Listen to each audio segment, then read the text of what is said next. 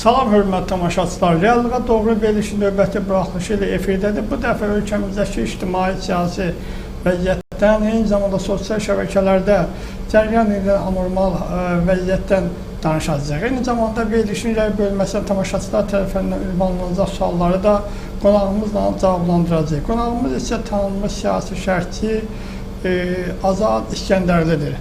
Azad müəllim, xoş gəlmişsiniz. Çox sağ olun.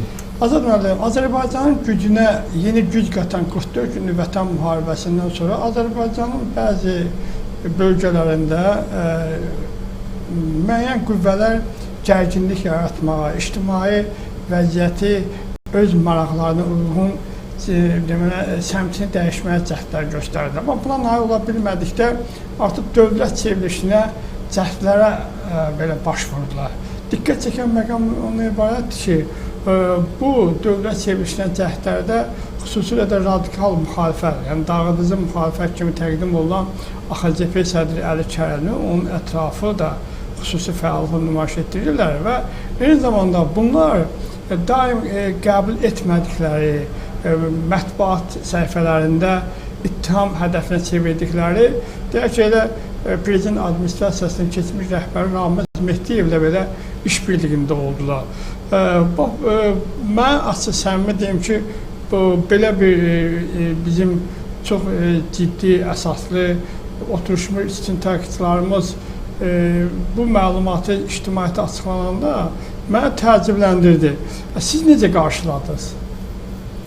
Təbiidir, biz də bütün ölkə nümayəndələri kimi, bütün o ictimaiyyətin nümayəndələri kimi biz də bunu qeyri-adi qarşıladıq. Amma bəzi hallar var idi ki, bizim öz içərimizdə bu neçə illərlə, məsələn, onun birini mən deyəcəm, 1988-ci ildən bu hərəkatda olan adam kimi mən sizə deyə bilərəm ki, mən üçün çox maraqlı idi ki, necə olurdu ki, Əli Kərimlinin ətrafında olan adamlar ki var idi, bu neçə illəri, 30 illəri və yaxud da ki, ümumiyyətlə də bir qərinəyə yaxındır.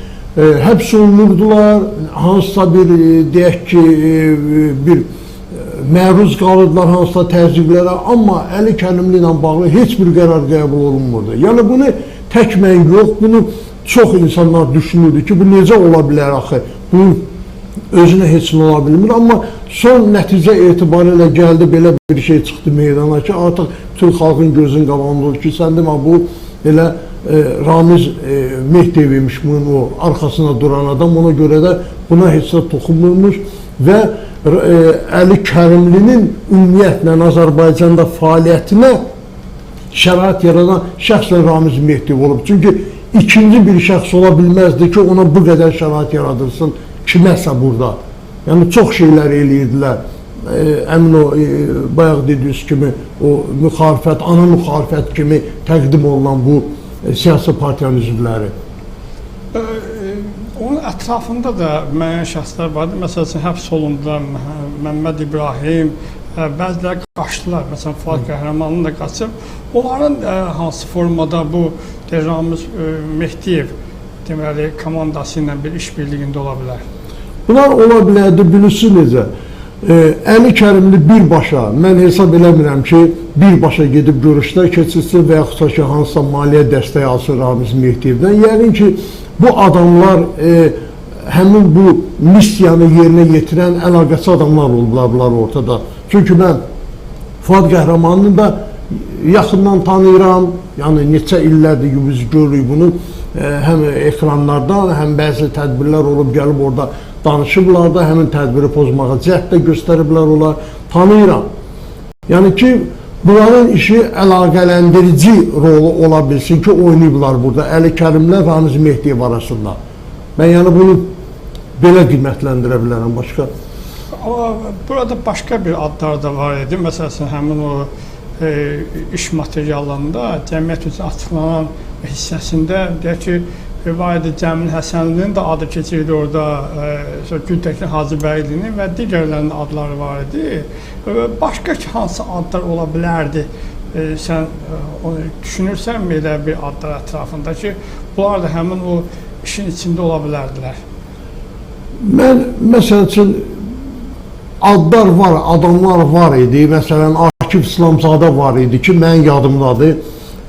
Həmişə o xalq cəbhəsində müğənni, bəli, orada həmişə Xəqani 33-də xalq cəbhəsinin qərargahı olanda Akif İslamzadə mütəmadi olaraq ora gedirdi, orada iştirak edirdi.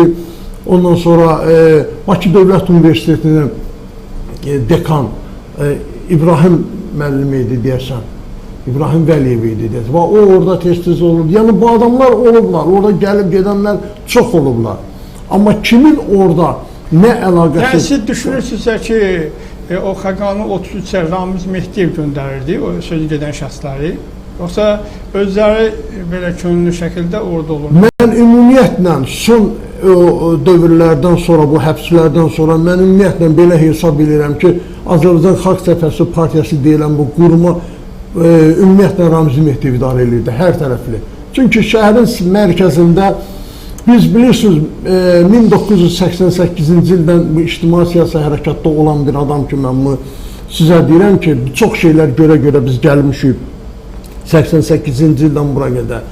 Mən sizə deyə bilərəm ki, şəhərin mərkəzində, yəni Xəqani 33 mən nəzərdə tuturam, həmin ünvanda bir partiya kimi fəaliyyət göstərmək illərlə bu mütləqdir ki, Ramiz Mehdiyev kimi bir o ara sözü dilləri boz kardinal belə bir adam dura bilərdi onun arxasında. Ramiz Mehdiyevdən bir pilləkən aşağı heç kim onu elə bir dəstək verə bilməzdi.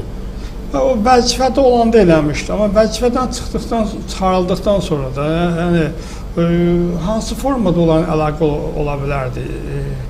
Dövlət çevrilişini həyata keçirmək üçünmü, yoxsa başqa iyrənc deyək ki, məsələlərin həlli üçün? Ancaq dövlət çevrilişi, ancaq başqa heç nə ola bilməzdi. Çünki Ramiz Mehdiyev vəzifəsindən uzaqlaşandan sonra bunu bilirsiniz ki, gəldi Elmlər Akademiyasının prezidenti oldu və həmin o ərəfələrdə də o sakit durmadı. Həmin bu müxalifəti idarə eləməyə davam etdi və onun da yalnız bir fikri ola bilərdi, bir düşüncəsi ola bilərdi. Hərbi çevriliş və hakimiyyətə gəlsin. Bunun da arxasında bunu bütün xalqımız bilir. Bütün hələ Ramiz Mehdiyev prezident administrasiyasının rəhbəri olanda da bütün xalqımız da çox gözəl bilir ki, Ramiz Mehdiyevin dəstəkçisi Rusiya idi. Hansı formada Rusiyadan təlimat alırdı? Təlimatı da oradan alırdı, ondan sonra vəsaiti də, özünün onsuz da ki, onun vəsaiti illərlə toplanıb milyardlara bərabər idi. Digər tərəfdən də lazım olsaydı Rusiyadan da maliyyə dəstəyi almağa hazır idi o. İndi bəzi adamlar məndən soruşarlar ki... Amma Əli Kərimin aldığı deyilir. Biri var da Gədəbəyin keçmiş icra başçısı, Sakit, familiyasını unutmuşam. O Rusiyada yaşamışdı. Oradan Əli Kərimlinin maliyyələşməsi üçün müəyyən qüvvələrdən pul alıb göndərdiyi ilə bağlı məhkəmə prosesi də keçirilmişdi. Bilməm, o siz xatırlayırsınız. O bilirsiniz, müxtəlif variantlarda müxtəlif şəxslər bu rolları oynayıblar. Məsələn, sizə deyim ki, 2005-ci ildə Ruslan Bəşirlinin Gürcüstandan o aldığı vəsaiti yadınızda orada onun videosu da paylaşıldı. Ruslan Bəşirli var idi. Orada Yeni Fikir bir Xalq Cəbhəsi Partiyası Yeni Fikir bir hərəkatı yaratmışdı, ona rəhbər qoymuşlar. Əli Kərimlə nə əlaqəsi o Ruslan Bəşirlinin? Çünki Ruslan Bəşirli Azərbaycan Xalq Cəbhəsi Partiyası yaratmışdı o hərəkatı. Yeni Fikir hərəkatı adlı bir hərəkat idi. Ruslan Bəşirli də onlar qoymuşdu o rəhbər. Sonra Ruslan Bəşirli də göründüyü kimi getdi Gürcüstanda orada vəsait aldı. Azərbaycan hakimiyyətinə, Azərbaycanda dövlət çevrilişi ilə bağlı. Onunla sonu da hər kəsə bəlli oldu, həbslə nəticələndi. Yəni demək istəyirsən ki, Rusiya ilə Əli Kərimin əlaqələrinin tarixi uzun keçmişə əhatə edir. Bəli. Biz tək mən yox, mənim kimi Azərbaycanda çox insanlar var ki, bu işləri, bu günləri ortaya çıxan işlər ki var, onu o dövrlərdə hələ görürdülər. Sizcə mənim üçün maraqlıdır. Rusiyanın Azərbaycanda agentləri var, havada durur. Var. Məsələn, var. Məsələn, mən heç bir şey demirəm. Bax, adicə biz sosial şəbəkələrdə çıxış edirik və yaxud da hansısa mətbuat orqanda bu məsələlərlə bağlı bir çıxış eləyəndə onun altında yazıları biz görürük ki, elə adı nə qədər yazılar var, bizi söyənlər, təhqir edənlər, bunlar hamısı Rusiyanın, mən ona adlarını qoymuşam, Rus başqanı. Bəlkə sizi sevməyənlər də onu yazar. Yox, o sevməyən o qədər ola bilməz. Yəni orada konkret olaraq bizim fikirlərimizə münasibət bildirən adamlar var orada. Tək söyüşlə deyil. Konkret detallarla. Bəli, orada göstərilən, yəni orada açıq-aşkar görünür ki, Rusiyanın bu günləri burada agentura şəbəkəsi var və bu agentura şəbəkəsi ilə də mübarizə aparmaq tək dövlət orqanlarının işidir. Bütün vətəndaş olaraq bizim vətəndaş borcumuzdur ki, vətəndaşlıq borcumuzdur ki, bunlarla mübarizə aparmaq. Hər bir Azərbaycan vətəndaşını.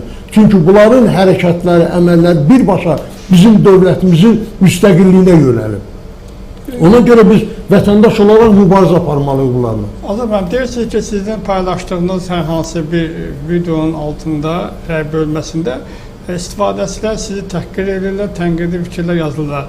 O sosial istifadəçidir də, tanınmış şəxslərdən, deyək ki, hansısa vəzifəli şəxslərdən və yaxud da sahibkarlardan, iş adamlarından, Əli Kərimli ilə və yaxud da Ramiz Mehdiyevlə, eləcə də Rusiya ilə işbirliyində olduğu şübhəsi ilə yanaşdığın şəxslər var.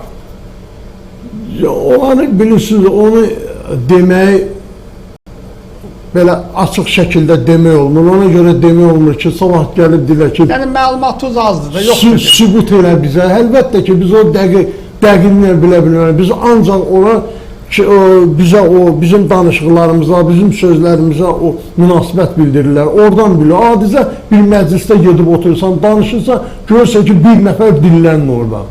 Artıq sən hiss edirsən ki, bu adam ola bilsin ki, özü həmin agenturan şəbəkəsində oturmur, amma hara xidmət elədiyini özü də bilmir, o sözləri işlədir.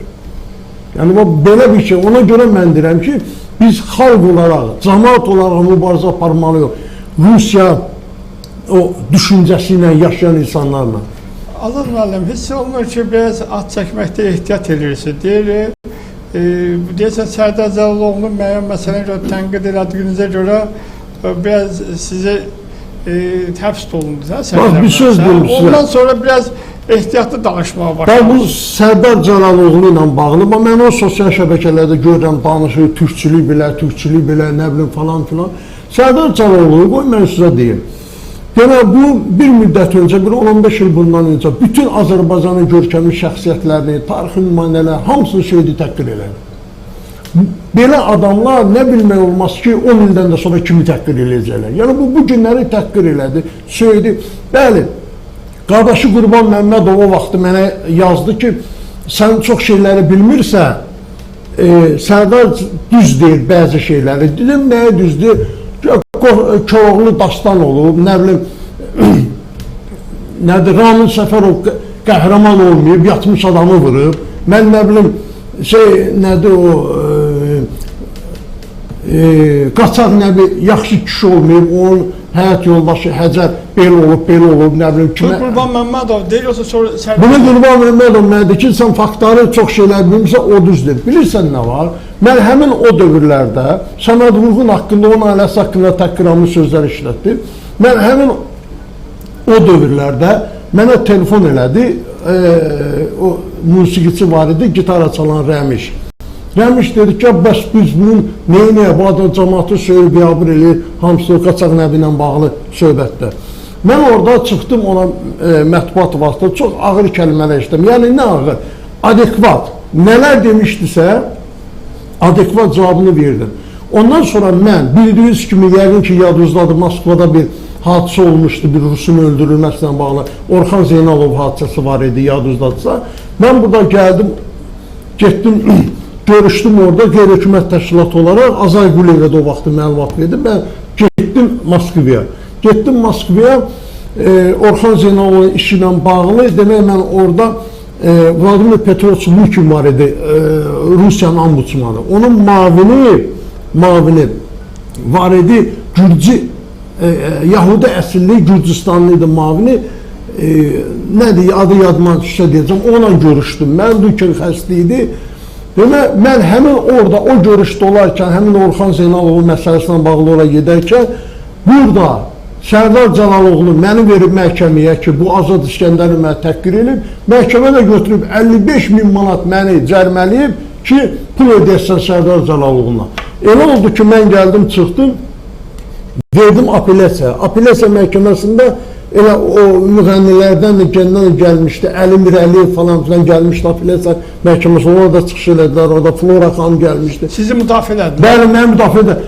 Yəni ki, bu adam hamını təhqir eləyib, sən Qaçaq Nəbinin namusuna dil uzadırsan, Səməd Vurğunun namusuna, şərəfinə dil uzadırsan və yaxud da ki, Ramil Səfərov qəhrəman dil uzadırsan, günah olmur. Biz sənin adekvat olaraq cavabını verəndə, biz onda cərmələnməli. Elə oldu ki, apellyasiya məhkəməsi 55.000 elədi 1000 manat.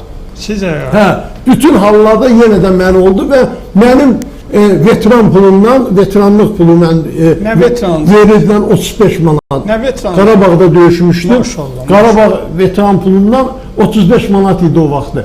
Həmin o 35 manatları Sərdar Cəlaloğlu məndən aldı.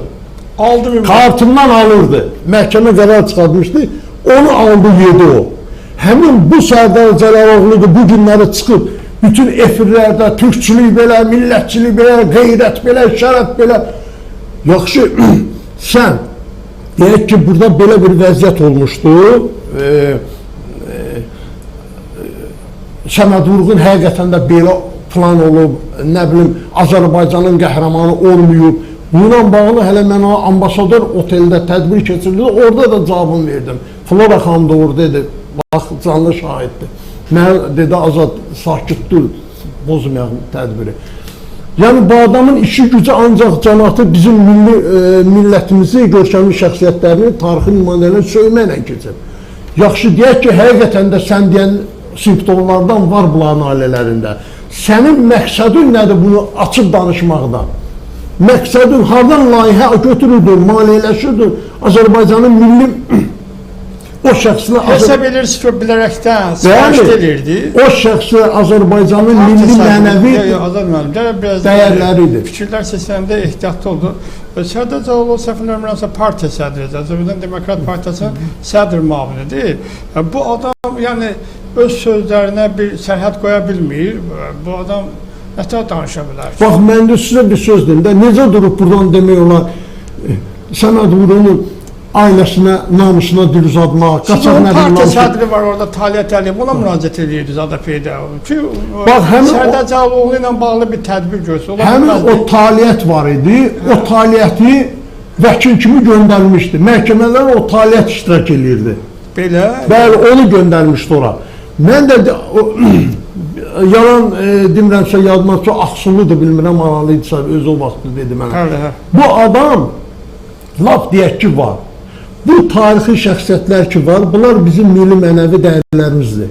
Bunları təhqir edib, geniş masştabda əhaliyə, kütləyə çatdırmağın səbəbi nə daxil? Bu nə üçündür? Niyə? Laf deyək ki, var dediklərini. Niyədir bu? Bax, mən ona görə o mənada haqlısınız. Azərbaycan gəncliyi ola bilər, onların müəyyən hissəsini özünə ideal kimi seçib ki, ürəyində, qəlbində deyək ki, o böyük şəxsiyyətləri deyək ki, qəhrəmanlaşdırıb da. İndi onları, o uşaqların, o gənclərin beynindən, o təxribatçı fikirlərindən silməyə çalışmaq milli dəyərlərimizə qarşı xəyanətdən başqa bir şey deyil. Mən belə fikirləşirəm. Əlbəttə ki, Səməd Vurğunun ailəsinə, qızına, yoldaşına durub ağlı ağza gələni danışırsansa, hamısı internet, bir dəqiqə Google-da yazsız, hamısı çıxacaq onun danışıqları. Çünki orada danışırsın, bəs biz də dedik ki, bunun səbəbi nə? Niyə deyirsən, Ramil Səfərov qəhrəman deyil, yatmış adamı öldürüb. Ramil Səfərov qəhrəman olmasıdır, bu da dövlətin başçısı, ona milli qəhrəman fəxri adını verərdimi? Və yaxud da ki, yatmış adamı vurub. Bu nə deməkdir, bunun mənası nədir, niyə danışırsan bunu? Azad müəllim, sizin məhkəmədə vəkiliniz yox idi ki, sizin o indi burada səsləndirdiyiniz argumentləri orada hakimin nəzərinə çatdırırsınız. Mən hamısını özüm vəkilsiz çıxmışam məhkəmə, ona görə də 1000 manat elədilər bizim o cərməni və orada da hakim Qəzənfər müəllim adlı bir adam idi, pensiya çıxıb. Dedi ki, neyə bilər, da 1000 manat qoyulsun da. Ondan sonra o götürdü, həmin o taliyyət gəlmişdi ora, həmin orada mənim veteran pullarımdan çıxdılar ola.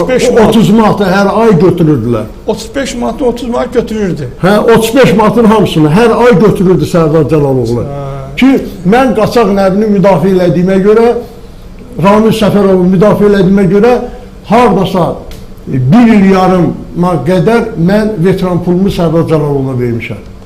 Niyə siz Ali Məhkəmə sonra şikayət eləmədiniz ki?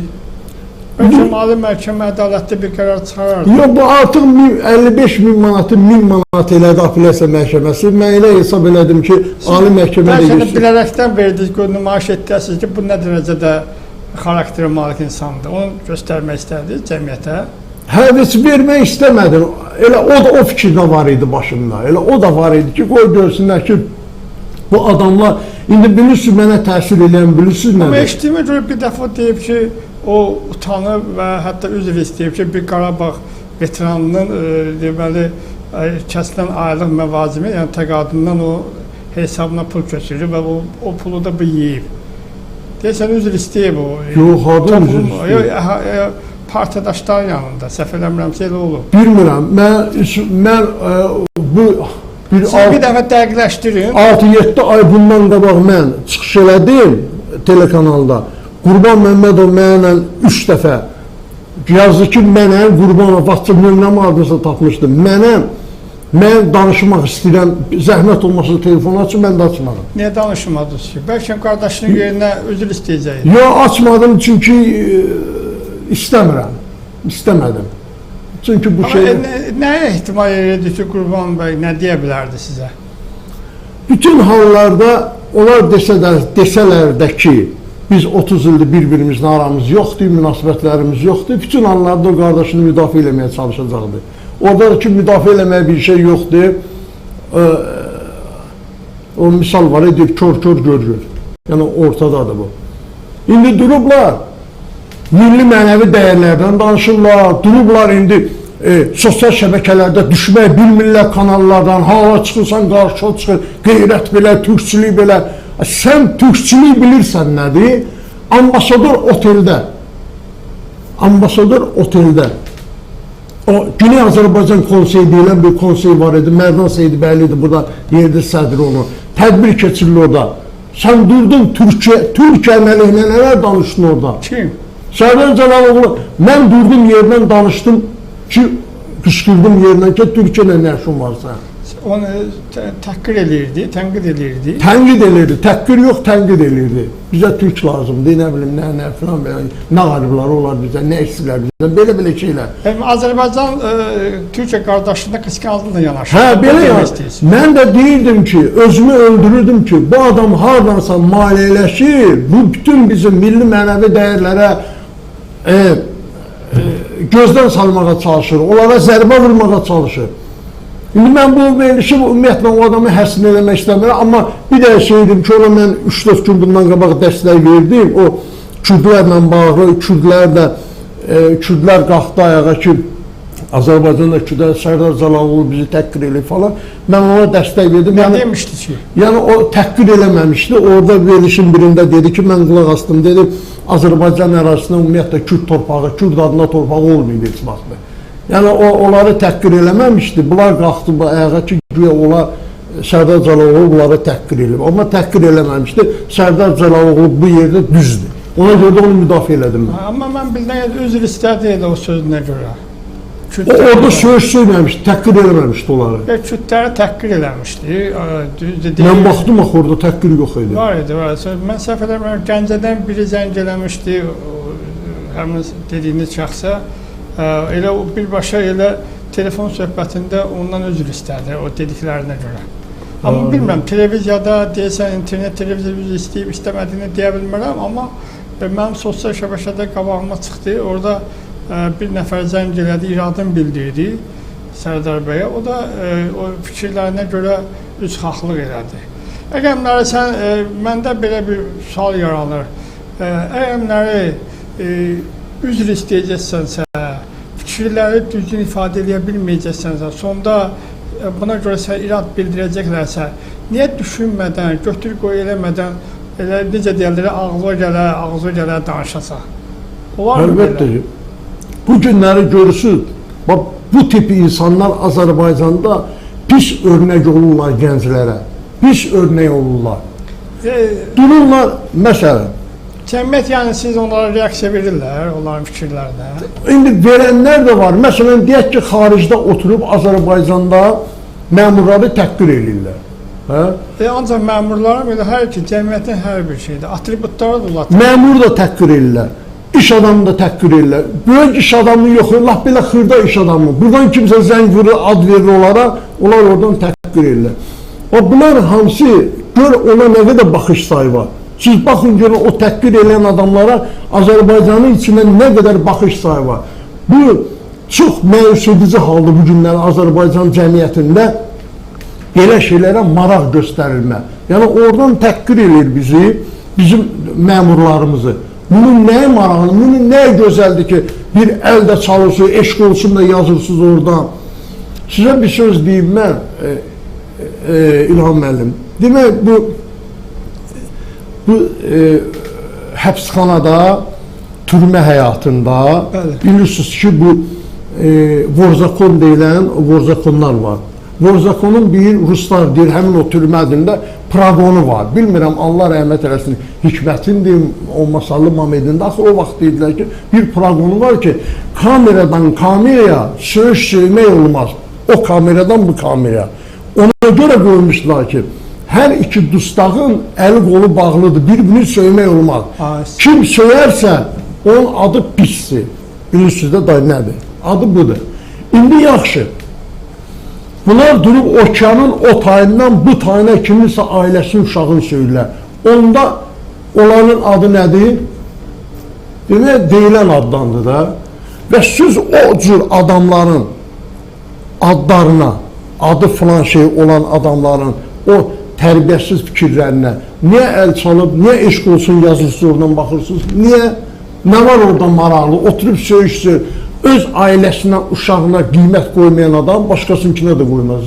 Heç bir kişi kişinin qadının söyməz. Kişi kişinin qadının söyməz. Bir kişilik deyil. Və ona durub baxıb, ona dəstək olanlar da kişidir.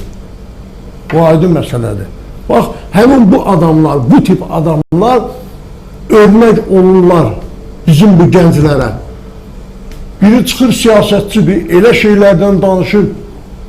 Hay filan kəs, bunu siz tənqid eləmir, təhqirə keçirlər. Normal qaydada danışmaq lazımdır, normal fikir yürütmək lazımdır ki, insanlarımız da, gənclərimiz onu normal qəbul etsinlər. Hesab etmək olarmı ki, o xaricdə o söyüş sögənlərlə, elə Ramiz Mehdiyev, Əli Kəmi çetəsi ilə eyni mərkəzdən elə qidalanırlar, eyni təlimat alırlar. Bu günləri Azərbaycan hakimiyyətinə, Azərbaycan dövlətinə yönəlik nə qədər mundar, çirkin işlər var, hamısı bir yerdən yönəldilir. Hamısı bir yerdən, o heç kim deyə bilməz ki, bir yerdən bu müxalifət partiyası adına, bu söyüş müxalifətidir, bu axır ki, bir yerdən yönəlir, bunlar hamısı. Biri vardı, onların içində, səhv eləmirəmsə, adı Qabil Nəm kimi, Zərbəliyev nəyidir, deyəsəni, xaricdədir. O deyirdi ki, əgər Azərbaycan bir qarış torpağını alsa, qulağını kəsəcək. Nəyə ki, qulağını, saçını da kəsmədi. Əlbəttə kəsmədi. Bu riyakarlıqdır, bunun adı nədir ümumiyyətlə, bax. Bunun adını bayaq dedim də, onların adı var. Danışdınız bayaqları. Dedi ki, o türmə həyatında belə bir qanunlar, Vorzakonlar. Deyək ki, o dediyim o Zərbəliyev də, Qabil Nəm kimi olur, Zərbəliyevə, o dediyini eləməsəydi, türmədə olsaydı ona nə edərdilər? Hər şey eləyərdilər ona, hər şey eləyərdilər. Çünki, mən yenə də deyirəm, o kişi həyatı deyirlər də, o həbsxanalarda ona, kişi həyatında kameradan kameraya söyüşləyən kişidir. Adı var onun. Bu nəyin ki kameradan, okean otanla bu tane bu, demək onun adı odur. Mən hərdən baxıram, elə rastıma gəlir, gecə saat 2-də, 3-də müəyyən şəxslərə zəng edir. Məsələn, Azərbaycanın tanınmış şəxsiyyətləri, şəxslərine də, deputatlarına, xalq artistlərine zəng edir. və onları yuxudan oyadır və onları təhqir edir. Dünyada elə bir iyrəncilik varmı ki, nümunə olaraq göstərilsin? Mən belə bir şey nə görmüşəm, 56 yaşım var, nə də eşitmişəm. 30-40 ildir ictimai siyasi sektorda mən belə iyrəncilər görməmişdim. Hələ İlham müəllim bu harasıdır ki? Bunu buraxın, başqa bir şeylər var. Məsələn, deyin də... Məsələn, o zəng vurur. İndi mən söyləyəcəklər ola bir həftə 10 gün. Mən zəng vurur. Məsələn, Qabil götürüb birinə zəng vurur da. O da bilir ki, Qabildir. Qabilə qayıdır, deyir ki, yox, xeyr, Qabil müəllim, bilirsin nədir vəziyyət, Qabil müəllim. Belə müəllim deyir, dünya dağılır. Yox, belə də danışanlar var. Qabil müəllim, elə dönür, Qabil müəllim. Bu, sizin şərəf deyilənmiş, çox bəzi adamlar var, şərəfsiz deyəndə səni az qala öldürsün. Amma şərəf bilmirlər nədir? Şərəf budur, insanın şərəfi lazımdır. Şərəf lazım, sən gör, kimə, nə? Burada durub, ana, bacı, arvad, uşaq kiməsə söhüş eləyən adamlara müəllim deyirsən. Bu cəmiyyət hara gedir? Biz gör nə gün deyil, biz necə ayılacaq, biz necə tərbiyə edəcəyik uşaqlarımızı, gənclərimizi, hansı örnək hərəkətlərimizlə, onlara müəllim deməklə, yoxsa durub burada deməklə ki, Səmədoğlu'nun arvad uşağı belə olub, bununla biz örnək olacaq? Yəni, olmaz ki. Belə çıxır ki, bizim o, deyək ki, qaçaq nəvini, Koroğlu'nu sögənlə, o xaricdə oturub, Azərbaycanlıları atributda təhqir edənlər arasında heç bir fərq yoxdur. Heç bir fərq yoxdur. Nə dəxil var ki? O söyür məni, bu da söyür Səmədoğlu'nu. Burada nə? Süleyman Rüstəm, baxın görün, şey qoyun, gör argumenta baxın. Süleyman Rüstəm, qol çəkəndə, qol çəkib, rəhmətli müşfiqi aparıb edam edirlər, nikahlı müşfiqi. Ay insan, bu Sovet dövrü olub, Sovet dövrü. Sən atom partiyası olub, indi kişisən dur deyən ki, mənim atam o dövr. Dur deyil, deyə bilərsən, bu tarixdir, bunu bu insanlar yaşayıblar. Sən durub deyirsən ki, Süleyman bilirik, düzgün yol olmuyor. Elə bir sənəd yoxdur, Azad müəllim, mən onu araşdırdım. Süleyman Rüstəm elə bir və yaxud da Səməd Vurğun elə bir hansısa bir sənədə həbs olunması üçün imza atmayıb. Sadəcə bunu uydurub cəmiyyətdə, beyinlərdə bir çaşqınlıq yaratmaq üçün ortaya atılır. Sizə nəyə də misal gətirir? Mirzəfər Bağırov. Mirzəfər Bağırov vətən xaini, xalq, millət falan filan. İndi baxın görün Mirzəfər Bağırovun hərəkətini bilin sizə mən deyim. Mirzəfər Bağırov bu komendantı çağırır, deyir ki, onlar ikində aparıb cəmaatı güllərirlər. Axırıncı dəfə olsun, mənim xəbərim olmasın, Nərman Nərmanov deyir. Zəng vurur Nərman Nərmanov Leninə şikayət edir buranın komendantından ki, bu adam aparır narigində cəmaatı öldürür. Lenin göstəriş verir ki, Nərman Nərmanovun xəbəri olmadan heç kimi aparıb güllələməyəsən. Baxır görür Nərman Nərmanov ki, bu yenə belədir hərəkətim. Başlayır Nərman Nərmanov haqqında, indi pis sözlər deyirlər, o deyirəm, mən bəy Mirzəfər deyir, Nərman. Demək, Nərman Nərmanov başlayır, görə xüsusi xidmət orqanlarında bizdə Azərbaycandan kimlər işləyir burada? Tapıb görür, bir dənə leytinant var. Həmin leytinantı Nərman Nərmanov gətizdirir yanına, xüsusi xidmət orqanlarında işləyir. Deyir ki, sən bundan sonra bizə işləyəcəksən. Orada siyahı ki tutulur güllələnməyə kimlər, o siyahını bir gün qabaqdan gətirirsən mənə. Həmin o adam siyahını görür, Üzeyir Hacıbəyev, Cəfər Cabbarlı, həmin siyahıda. Bir neçə arası o da var. Həmin o siyahını götürür, gətirir, Nərman Nərmanova verir. Və Üzeyir Hacıbəyev, Cəfər Cabbarlının güllələnməsi orada alınmır, qoymurlar. İndi o leytinant kim idi? Mirzəfər Bağırov. İndi bu günləri durursan deyirsən ki, bu belə, o belə, yaxşısın da deyil, pisin də deyil, o elə bir dövrdə olub ki, mənim atam partiyası olub, Komünist partiyası olub.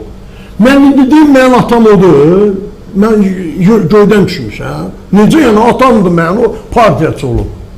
Neyək?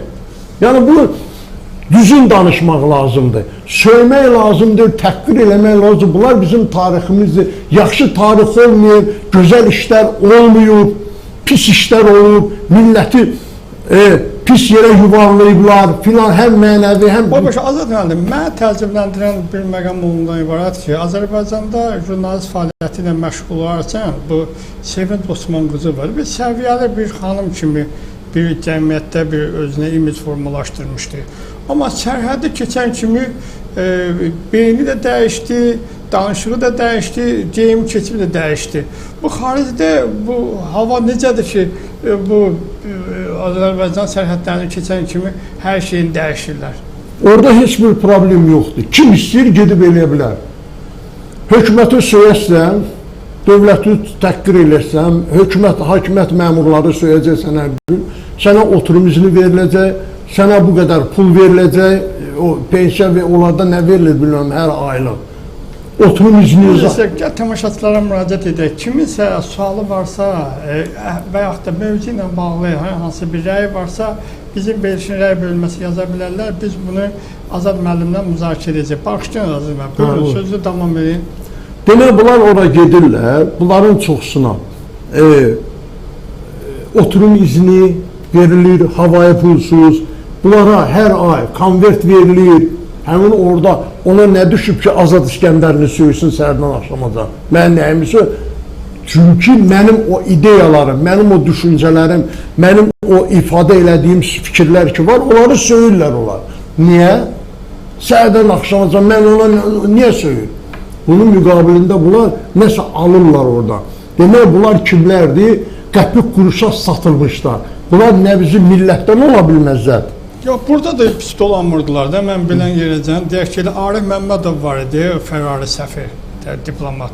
Nahid, sonra Sevinç Osman qızı. Bunlar axır normal həyatları vardı, yaşayışları var idi. Bəs nə oldu xaricdə olan kimi onlar başladılar Azərbaycana qarşı təhqirlər. Mən də belə bir fikir formalaşır ki, görünür onlar elə deyək ki, həyata addım atanda müəyyən xüsusi xidmət orqanları, yəni xarici, Qərbin, Rusiyanın xüsusi xidmət orqanlarının toruna düşüblər, ələ alınıblar ki, ancaq bizim istəklərimizi, tələblərimizi yerinə yetirəcəksəm, fəaliyyəti üzrə bu istiqamətdə quracaqsın.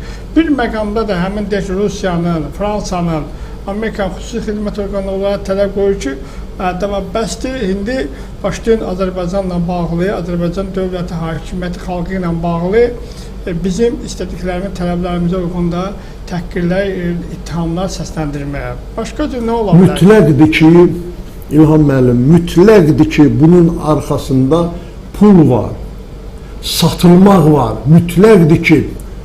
Çünki indirisi burada yaxşı yaşayırdılar, burada da pis dörlər. Az pul var, balaca pul var, böyük pul var da. Amma mütləqdir ki, bunun arxasından pul var. İnsan, o insanlar da nə yaxşı ki, mən həmişə deyirəm, mən çox sevinirəm ki, o insanlar Azərbaycanı tərk ediblər. Yəni, satılmış adamlar var, çox üzrçəm ifadəmə görə, Ruslarda belə söz var, prodajna şkura. Bunlar satılmış adamlardılar. Pulla alınan adamlardılar. Məsələn, mənim kimi adamı sən necə pulla ala bilərsən ki, mən vətənimə, dövlətimə, hökumətimə xəyanət eləyim, millətimə. Yəni, bu milyardlarla da ona mümkün deyil. Öləcəm, eləməyəcəm. Yəni, bunlar satılmışlardır. Ona görə də mən deyirəm, dəfələrlə də hüquq mühafizə orqanlarından xahiş eləmişəm ki, onların çıxışları var, onların çıxışlarına baxmaq lazımdır, onlara dəstək verən adamları məsuliyyətə cəlb eləmək lazımdır. Yəqin ki, ya elirlər, ya eləmirlər, bilmirəm, amma ki, mən o müraciəti eləmişəm.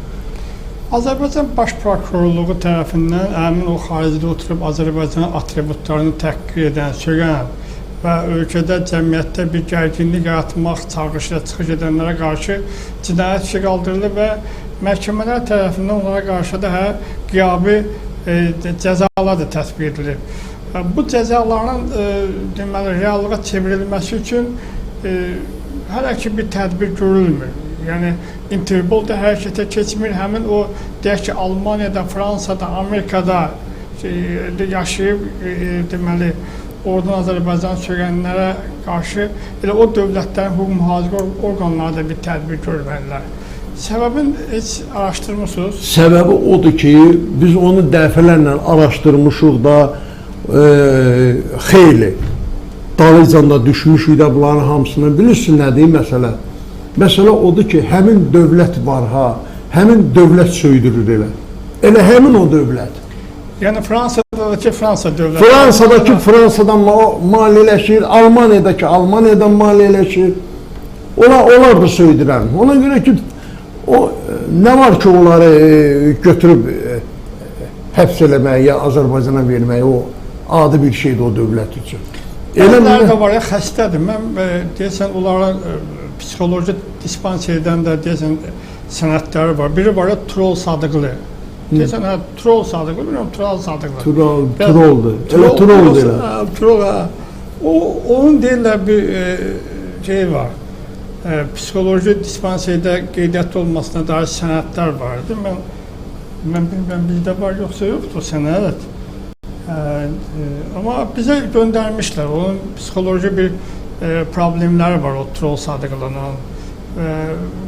Bu xəstəliyindən istifadə edə bilərlər bu hansısa Fransanın, Almaniyanın xüsusi xidmət orqanları. Yox, xeyr. Mən xəstədir getsin, o misal var ya, başım vursun divara. Yox, psixoloji problemi var da bu adamda, ola bilər də. Bu psixoloji problemi varsa bu işləri necə görür, orada nəsə açıb özü üçün, haradasa vəsait. Üzr istəyirəm tamaşa, dəli biraz qoldan güclü olar. İndi bir psixoloji problemi olanlar da biraz zehni bir itiliyi olur. Məsələn, onlar irəli gələ bilər də. Yox, o psixoloji deyirsiniz, yəni bunun psixoloji problemi var, ona görə o dövlət vermir onu bura. Yox, onun psixoloji travması olduğundan istifadə edib Azərbaycana qarşı deyək ki, üzr istəyirəm tamaşaçılardan hürdürürlər. Ola bilər? Nə bilim valla, o dərəcədə mən onu fikirləşmirəm, yəni onu dəli kimi deyək də, dəli kimi hesab edib, bizə qarşı hürdürürlər onu, mən hesab eləmirəm o dəlidir. Pul şərt də ola bilər, hansısa bir belə əməliyyat keçirib onu deyək ki, tora da sala bilərlər, amma əsas şərtlərdən biri də deyilənə görə, yəni sənətlərə görə bu adamın psixoloji travması var, dispanserdə. Ola bilər də, o da ola bilər. Yəni bu dəqiqə heç nədən, heç nə sığorta alamıyor. Ola bilsin ki, o da ola bilər. Həqiqətən də onun başı çatmır, xəstədir, durub ondan istifadə edirlər Azərbaycana qarşı. Yox, ümumiyyətlə heç bir normal adam kameranı önünə qoyub o cür ailə, uşaq, o cür söyüşlər söyməz. Çünki onun o söydüyü söyüşlərə onun atası da baxır, anası da baxır, onun xalası da baxır, hamı baxır ona. Normal adam o söyüşlərə söyməz. Bir tamaşaçımız yazır ki, çox təəssüf ki, adını yazmayıb, yazır ki, Azad müəllim, sizcə həmin o dövlətlərin, yəni xarici ölkələrdəki o yaşayıb və Azərbaycanın söyləyənlərdən söhbət edir. Yazır ki, həmin o dövlətlərin marağı nədir ki, həmin o şəxslərdən istifadə edib Azərbaycan dövlətçiliyini, Azərbaycan dövlətini təhqir etdirir. Bu dövlətin marağı əlbəttə... Almaniyanın, Fransanın nə marağı var? Əlbəttə, nə marağı var? Onların marağı var ki, bizdə hakimiyyəti devirsinlər, bizdə dövlət çevriliş eləsinlər, öz missiyalarını Azərbaycanda həyata keçirə bilsinlər. Onların əlbəttə ki, odur, fikir odur. Və yaxud da ki, xalqın gözündə mövcud hakimiyyəti gözdən salsınlar, xalqı qaldırsınlar hakimiyyətin üzərinə. Heç bir yaxşı şey istiqamətlənməyib onların o əməlləri. Hamısı bu və buna bənzər hərəkətlərə istiqamətlənir. Ona görə də xalqımız gərək həmişə ayıq-sayıq olsun ki, bu adam niyə hürür üstümüzə? Niyə hürür? Bunu hürdürən var. Və hürdürən niyə hürdürür? Bunu cəmaət başa düşməlidir. Kim məqsədi var? Onların sayı nə qədərdir? Heç araşdırmısınız? Dediniz, nə eləyirlər dediniz? Nəyi? Hürdürürlər dediniz, nə dediniz? Hürdürürlər də. Onların sayı nə qədərdir xaricdə? Hürənləri... Bəli. Kimlərdir? Adlarını deyirlər.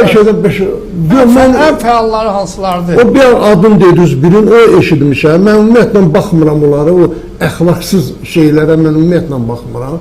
Nə ki, baxsam mənim əsəbdən bəlkə də ürəyim partlayar, çünki heç nə eləyə bilmirəm. Ona Bir ara belə bir məlumata rast gəldim ki, həmin o xaricdə oturub Azərbaycanın atributlarını təhqir edən o antimilli ünsürlərin o internet televiziyaları var, onlar fəaliyyətlərini dayandırırlar. Səbəbini də artıq Ramiz Mehdiyev çətəsinin onlara vəsait ödəməyə belə imkan tapa bilməmələri ilə əlaqəli. Yadınızda da o dediyim o psixoloji problemi olan Tural Sadıqlı haykü qaldırmışdı, dilənçilik eləyib, hətta papağını da uzadıb deyirdi ki, bura bir iyanə qoyun, bir yardım eləyin. O deymişdi ki, televiziyası artıq fəaliyyətini dayandırır. Sevinç Osman qızı da çağırışla çıxış eləmişdi ki, ona televiziyasını dayandıracaq. Digər o dediyimiz Zərbəliyib, Qabil Zərbəliyib, o da televiziyasını dayandıracağını bəyan eləmişdi. Bununla bağlı istəyirdim sizin mövqeyinizi. Bu əvvəl Ramiz Mehdiyevin həbsindən dərhal sonra bu söhbətlər çıxdı. Yəni gəldi hər yerə. Tək gəldi, özləri durdular dedilər onu. Özləri durdular dedilər.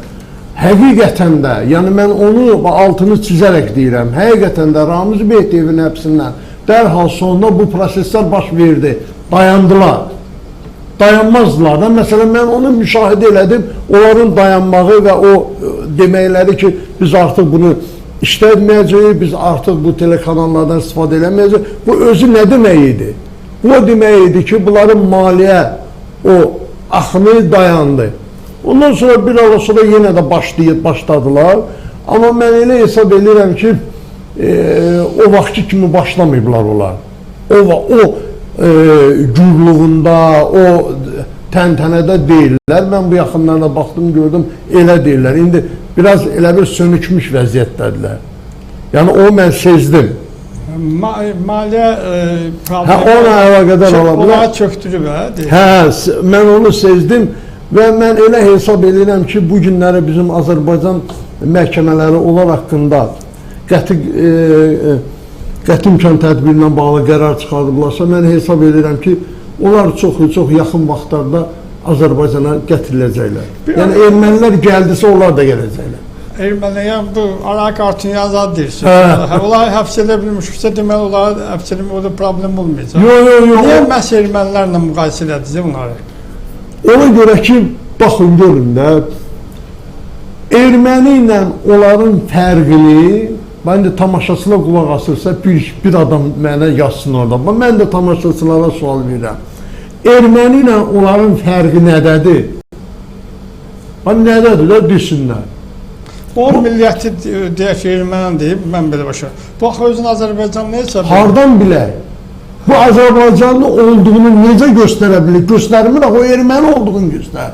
Bir sərdən axşamacan bizi söyür. Əgər durub deyək ki, hansısa bir məmuru söysəydi bunlar, deyərdik ki, məmuru yəqin ki, falan işə görə söyür. Bu məmuru söyür, məni də söyür. Mənim dostum, qardaşım, Azər Həsrəti də söyür. Hamını söyürlər də, ictimai adamlar, bizi niyə söyürsünüz? Rüşvət almırıq, korrupsiyona dürür, bizi niyə söyürsən? Demək, bunlar bu millətin harada o aktiv adamları var, fəal adamları var, o ziyalılar var, onların hamısını söyür. Dövlətçiliğin yanında olanları, prezidenti ətrafında olanları söyürlər. Onları söyürlər, təhqir edirlər, gözdən salmaq üçün. Nəyəsə nə ola bilərlər sizcə? Yəni, bəzən olur ya, insanlar var, deyir ki, yox, daha yoruldum, mənə sögürlər, təhqir edirlər, şantaj edirlər, dost tanış yanında da buradan həyatdan getmişəm, çəkilirəm bu yoldan. Sizdə elə bir tərəddüd olub nə zamansa? İlham müəllim, məni şantaj da eləyiblər, məni həbsə də atıblar, məni bu günləri öz evimdə, öz oğlum mənə deyir ki, papa, ata, mən sənə belə söyürlər, mən utanla kollektivə çıxmağa, işə getməyə. Deyirəm, ay oğul, sən aton ictimai siyasi adamdır. Yəni, sən kollektivlə bilir ki, bizi sögəcəklər, hamı bizi çox istəməyəcək. Bu şeylərin hamısı olub və bu günləri də mən əminəm ki, mən ən azı bir həftə söyləyəcəm. Bir həftə söylə, baxanında, onlar da baxmasa, bunu linkini atacaqlar onlara dərhal. Bəlkə deyilən baxanlar sırasında onlardan da var, hə? Bəlkə də var. Mənim bunlar bir həftə söyləyəcəm, mənim onların söyüşü, mənim heç, çox üzr istəyirəm o ara sözünü deyəcəm, vecimə də deyil. Ona görə ki, biz artıq 30 ildən yuxarıdır ki, bu ictimai siyasi sektorda çalışırıq, 40 ilə yaxındır. Hamının dabbağda gönlə belədir bu sektorda. Bizi də söyməkləri, o qədər söyülmüşük, o qədər başımıza hadisələr gəlib ki, artıq bizim üçün bunlar adi bir şeydir. Yəni, niyə görə? Baxır söyən kimdir? Məni söyən ki, adi bir həşəratdan seçilməyəcək, məni ağrıdmır. Bir tamaşaçı dostumuz yazıb ki, şəxsiyyətsizin vətəni olmur. Belələrini insan demək olmaz. Haqlıdır. Şəxsiyyətsizin, əlbəttə ki, şəxsiyyəti olmayan adam, vətən sevgisi haradan ola bilər? Vətən sevgisi elə bir sevgidir, elə bir şeydir ki, o vətən sevgisi, o şəxsiyyət kimi formalaşmamış bir adamda heç vaxt ola bilməz o. Heç vaxt ola bilməz. Yəni, şəxsiyyətsiz adamda sevgi, vətən sevgisi var. Mən belə düşünürəm ki, cəmiyyətdə indi hər bir kəsin hansısa bir məişət problemləri ola bilər də. İndi günümüzdür, gündə bir 100 dənə, ən azı bir 10 dənə hadisə ilə rastlaşır. Elə hamısı elə ürəyimizdə olan hadisə olmayacaq ki, müəyyən bir belə xoşumuza gəlməyən bir nüans ola bilər. Hər hansı bir evimizdə dostumuzun, özümüzün bir problemi də ola bilər. Və bu problemi biz qlobal bir problem üçün qabardıb, ictimailəşib və haykü qaldırmağa da ehtiyac yoxdur. Buna görə vətəni, dövləti, bizim Fatih sərkərdəmiz, prezidentimiz İlham Əliyevin haqqında bir tənqidi fikirlər səsləndirmək də yersizdir. Bu, elə bilirəm ki, İlham müəllim, sizə bir söz deyim. Dediniz yadıma düşdü. Bu günləri Azərbaycan prezidentinin ünvanına nəinki söyüş təqqi, adi bir, yəni etik qaydalara sığmayan bir söz işlədən adamın şərəfi yoxdur. Bu əsaslandıraram, əsaslandırıram. Bu günləri Azərbaycanda olan əmin-amanlıq, sakitçilik dünyanın heç bir yerində yoxdur. Adamlar gəzmir dünyanı, gedmirlər, xəbərləri yoxdur. Saat 8-dən sonra axşam küçəyə çıxmaq olmur Avropada. Kriminal adamısı. Burada gəlirlər saat 11-də Targovunu çəkib göstərirlər ki, baxın görün insanlar nə sakitdir, baxın özdə deyir, baxın gecə saat 1-dir, qadın gedir təkcə. Çəkil göstərir. Bu əmin-amanlıq, bu sakitçilik. Azərbaycanın biz xaricə gedirdi İlham müəllim tədbirlərə. Bizə salam verən yox idi. Qarabağ məsələsindən sonra biz tədbirlərə gedəndə bizə ayağa qalxıb kreslosun altımıza itələyənlər var. Bunun hamısı bizim bu sərkərdənin, bizim bu baş sərkərdənin hesabınadır. Əgər biz bu günləri, bu kişinin qədrini bilmiriksə, burada nə yaltaqlıq var, nə bir şey var. Ona görə ki, mən nə dövlətdə işləyirəm, nə mən maaş alıram, nə bir şey gözüm açandan. İctimai siyasi adamam. Burada əyərləri bu dövlətimizin başçısının qədrini, qiymətini bilməyəcəksə, vay bizim halımıza. Bu cümlə ki, adamın qədrini bilmirik. İndi bura bax, deyirlər ki, mən dolana bilmirəm, mən acından ölü, kim ölüb acından? Bir nəfər acından ölən varmı? Yanından niyə danışırsınız? Baxın, bugünkü vəziyyətdən danışıram. Maşın düzəlməyə gedin, o nə deyirlər? Profilaktoriya. Usta tapa bilmirsiniz, növbədən. Marketlərdə usta tapa bilmirik, növbədən. Həkimlərin yanına gedirsin, növbədən həkim tapa bilmirik. Maşın ehtiyac hissələr satılan mağaza, növbədən adam tapa bilir. Hər yer növbədir. Maşın əlindən tərpənmək olmur. Bir həyətdə 3 maşın. Deyirlər ki, nəyinə? Kreditlə alıb da. Yaxşı, bu krediti nəylə ödür? Ayda 1500 manat pul ödür 3 maşına. Nəylə ödür? Gündə 15 manat nəylə benzini verir bu maşını alır? Benzin alır maşına. Hardan? Demək bu yaşayış var ki, edir də. Hardandır bu tikilən evlər? Gəlin gedən əyalət rayonlarına. Gəlin buradan çıxağı, Bakını bıraxın, gedən əyalət rayonlarına. Maşın sürmək mümkündür. Hamının maşını var. Evdə səsdən oturmaq olmur, o ruslar deyir, lavın da səsindən, pilavamın mişar səsindən, hamı ev tikir. Həndə sən tikmirsən, hər yerin kasıbı da var, hər yerin varısı da var. Amerikanda, Avropanda, hər yerdə. Onlarda acından ölən var ki, küçədə bizdə o yoxdur. Yəni bu da yaşayışımız, o da bizim xarici siyasət Azərbaycanı ümumiyyətlə superdir. Azərbaycanın yarandığı gündən, mən bu tarixi biləndə, bu gündən, yarandığı gündən Azərbaycanın bugünkü kimi xarici siyasət olmayıb, çox yüksək səviyyədə, həddindən artıq. Demək olar ki, ciddan bir dövləti, amma bizim dövlətin başçısı söz sahibidir Avropada, Amerikada. Ciddən, yəni, maşallah, dünyada 200 dövlət var, o 96-cı yerdəyik, ərazicə, əhali cəhətdən də 93-cü yerdəyik. Yəni, ortalama bir sıra deyək, maşallah. 44 gün Vətən müharibəsindən sonra da Azərbaycanın gücü dünyada 5-6 dövlət sırasında çəkilən dövlətlərdəndir. Bu, fəxr edəcək, qürur duracaq bir dövlətik, ölküyük. Buna görə də aparılan siyasətə minnətdarıq. Ulu Öndər Heydər Əliyev siyasətinə, Prezident İlham Əliyevə siyasətinə təşəkkürlər edirik. Azad müəllim, o məsələyə istəyirdim sizin də mövqeyinizi öyrənim. Sosial şəbəkələrimizdə bəzən yersiz belə paylaşımlar olur. Məsəl üçün, kimisə hədəf seçirlər, tənqid edirlər, nə bilim, hansısa bir problemi də, deyək ki, dediyi hansısa bir gölməçədir yolda. Onu çəkir, paylaşır, başlayırlar insanları belə hədəf seçib təhqir eləməyə. Belə hallarla rastlaşmışsınız, görmüşsünüz belə videolar, belə bir hallara yol verənlərə qarşı da sizin münasibətiniz necə olur? Mən dəfələrlə, indi şey deyəcəm, deyir, ay bu telefon çıxardan belə olsa, ancaq telefonun yaxşı şeyləri də çoxdur. Demək, bu halla bir il bundan öncə, eyni bu halla, baxdım bir də sosial şəbəkələrdə Şirvan şəhər xəstəxanasının həyətində bir pişiyi çəkiblər, ağaca çıxır. Xəstəxananın çölündə çəkib belə, oradan da yazıb ki, baxın, görün bu nə antisanitariyadır, nə bilim filandır. Elə oldu biz Şirvana getdim Şirvan xəstəxanasının direktorunu tapdım. Dedim, mən bilirəm o kim çəkir, o həmişə bizdən çəkir. Dedim, o adamı mənə verin. Nəysə, telefon nömrələrini verdi, tapdım adamı, çağırdım, gəldi başqa bir yerə. Dedim, sən belə çəkiliş eləmişsən, mən də hüquq müdafiə təşkilatı rəhbəriyəm, hüquq müdafiəçisiyəm. Gəlmişəm bura, görün nə antisanitariyadır, bu cəmaatı burada, nə, pişik bu de burada. Dedim, pişik ağaca çıxar da, pişik hara çıxsın ki? Dedim, sən bunu çəkirsən, sən bir şeyi başa düşmürsən ki, sən o çəkib qoyduğun sosial şəbəkədə buna milyon dənə adam baxır.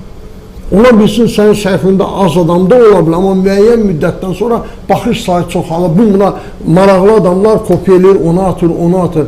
Əlbəttə ki, bu çox iyrənclidir. Dərə, asfaltı orada, bu boyda asfalt qopub, su dolub, gəlib çəkib qoyursan onu işiyə.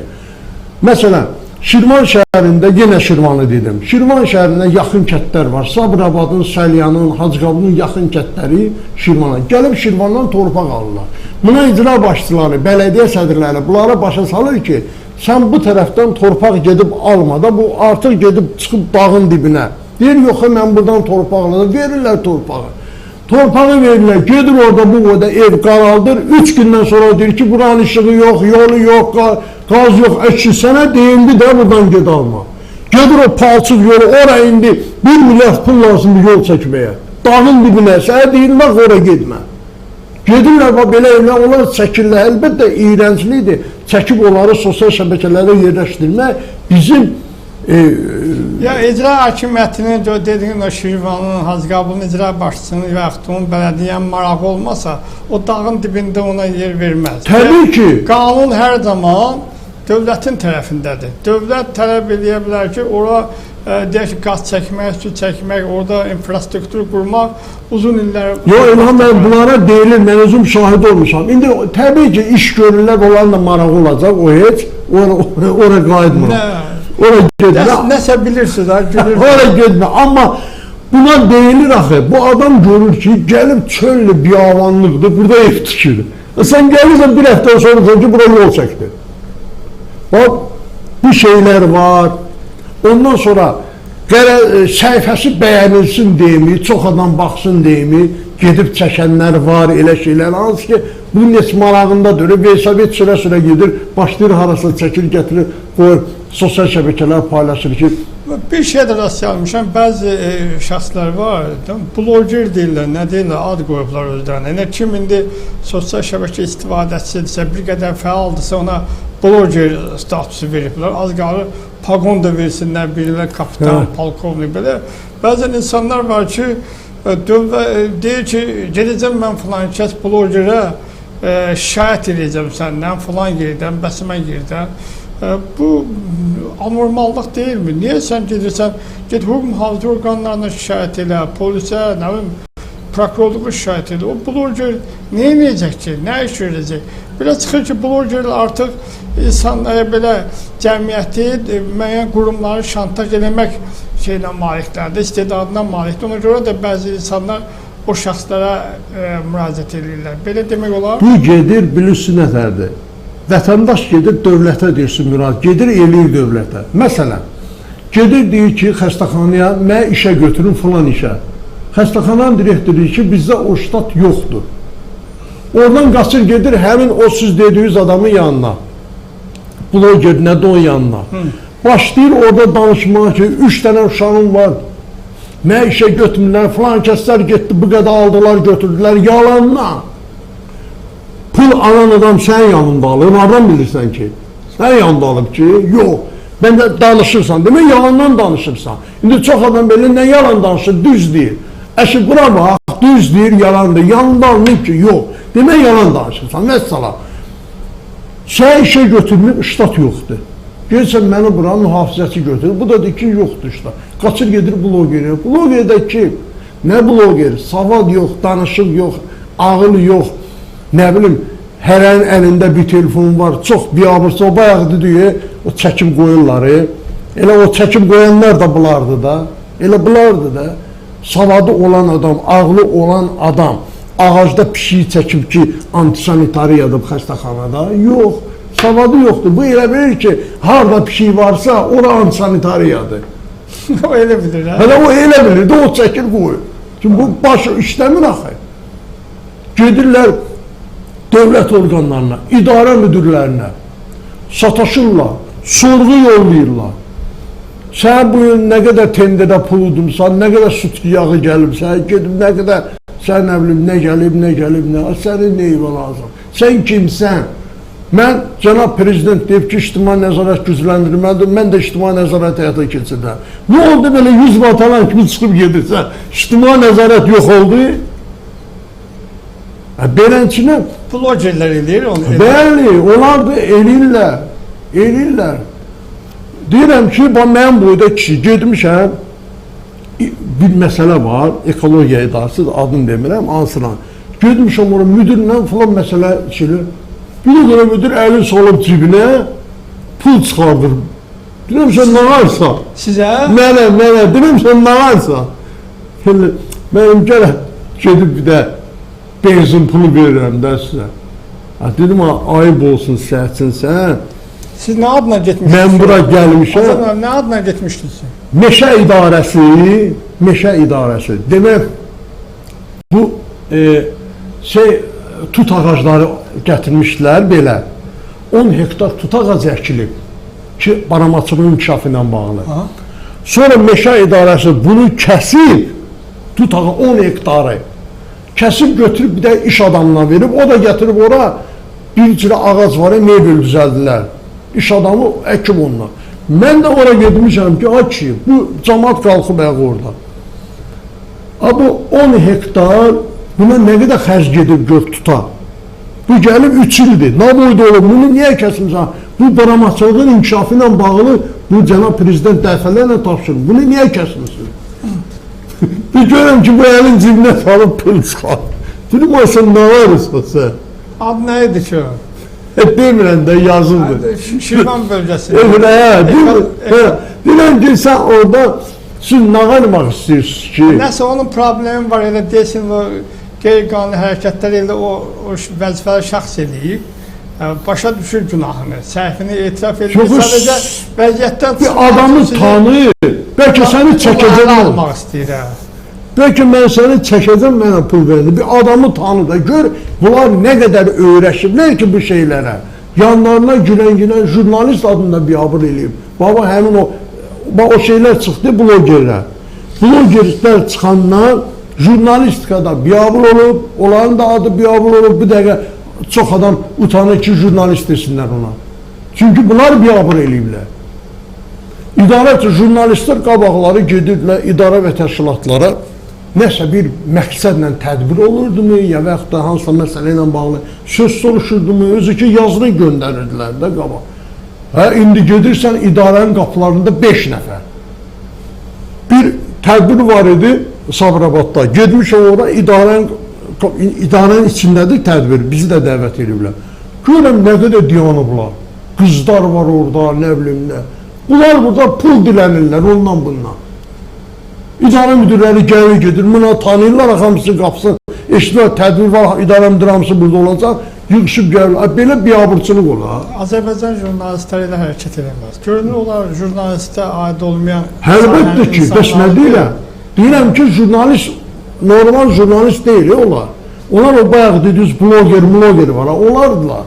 Jurnalist adıyla gəlirlər, onların da hamısına əhali jurnalist deyil. Bilmirlər axı ki, jurnalist nədir, bu nədir, durub gəlin ki, ondan 10 mat, bundan 20 mat, bundan 50 mat belənçilər. Siz də sosial şəbəkələrdə biraz fəalsınız. İnsanlardan sizə hansısa problemi ilə müraciət edənlər olur və müraciət edərkən reaksiyanız necə olur? Dərhal onu icraata götürüb kömək eləməyə çalışırsınız? Gücüm çatanı, hansı ki bilirəm ki, mən buna gücüm çatar, bunu mən eləyərəm. Mən onu, dünənləri, bu dəqiqə hal-hazırda telefonumda da var, mesaj yazıb, Göyçaydan biridir. Yazıb ki, mənim uşağımın filan xəstəliyi var, Yaşad fonundan yazdım, ora qəbula getdim, bura qəbula, ora qəbula, hər yeri yazıb, mən kömək eləyim, dedim, day mən sənə kömək eləyim, hər yerə gedim səndə. Yəqin ki, orada nəyinsə düz deyil ki, sən kömək eləməyiblər. Sənin dediyin xəstəlik sənin uşağında olsaydı, bu dövlət ona sahib çıxardı. Yəqin ki, hamısı da düz demir, çoxsu da yalan danışır, çoxsu da bilərəkdən yazırlar, axıda da deyirlər ki, 50 mat mənim kartım atın da. Orada belə şeylər rasımıza çıxır. Azad müəllim, çox maraqlı söhbətlər, müzakirələr apardı. Təəssüf doğuran son cümlələriniz oldu. Ümid edək ki, cəmiyyətimizdə elə bir hallar ümumiyyətlə silinsin, olmasın. İnşallah ki, elə də olar. Hər halda çox maraqlı söhbətlər, müzakirələr qurduq. Biz sizə təşəkkür edirik. Tamaşaçılarımıza da bir təşəkkür borcumuz var. Artıq 70 dəqiqədir ki, bizimlə oldular, fikirlərini yazdılar, suallarını ünvanladılar, rəylərini yazdılar. Əlavəniz yoxsa yekunlaşdıraq? Xeyr, nə əlavə eləyəcəm? Yəni, mən onu bilsin dediniz ki, mən bir də onu demək istəyərdim ki, yəni, cəmaatımıza ki, biraz ümumiyyətlə ayıq-sayıq olsunlar, hər deyilən şey inanmaq lazımdır. Hər də birinci baxın görün, deyən özü kimdir? Deyən özü kimdir? Təşəkkür ederim, çox sağ olun. Hörmətli tamaşaçılar, bununla da bizə ayrılan vaxt burada yekunlaşır. Bir daha xatırlatmaq istəyirəm ki, qonağımız siyasi şərhçi Azad İskəndərli idi. Sağ olun, növbəti görüşə qədər.